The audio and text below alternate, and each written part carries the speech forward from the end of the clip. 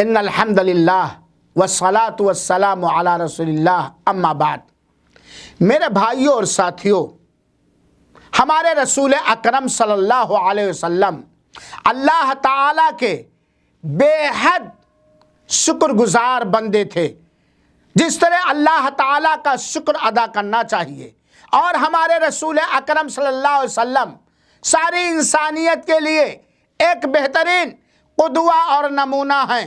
چنانچہ اللہ کے رسول اکرم صلی اللہ علیہ وسلم کی شکر گزاری کا اندازہ لگائیے۔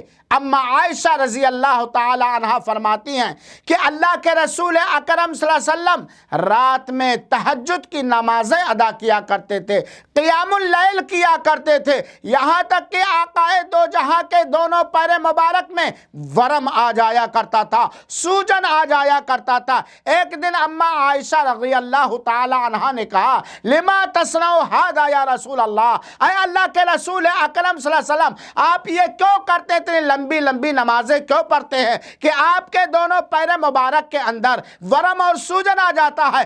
سنو میرے بھائیوں اور ساتھیوں، اللہ کے رسول اکرم صلی اللہ علیہ وسلم نے کہا کہ اے عائشہ، جیسا کہ تم کہہ رہی ہو کہ اللہ تعالیٰ نے ہمارے اگلے اور پچھلے سارے گناہ بخش دیے، تب بھی میں قیام اللیل کرتا ہوں۔ افلا احب ان اکون عبدا شکورا، کیا میری یہ چاہت نہیں ہے کہ میں اللہ تعالیٰ کا شکر گزار بندہ بنوں؟ یہ بخاری شریف اور مسلم شریف کی روایت کا خلاصہ ہے۔ میرے بھائیوں اور ساتھیوں، جس نبی کے ہم امتی ہیں وہ رب کا شکر گزار بندہ بننے کی خاطر، جبکہ ان کے اگلے پچھلے سارے گناہ معاف ہیں، اتنی لمبی لمبی نمازیں پڑھتے ہیں کہ آپ کے پیر مبارک میں ورم آ جایا کرتا ہے۔ اور ہم امتیوں کو کس طرح چاہیے؟ اللہ تعالیٰ سے دعا ہے کہ رب العالمین ہم سبوں کو اللہ کی ہر عبادت کرنے کی توفیق عطا فرمائے اور اللہ کا شکر گزار بندہ بنائے۔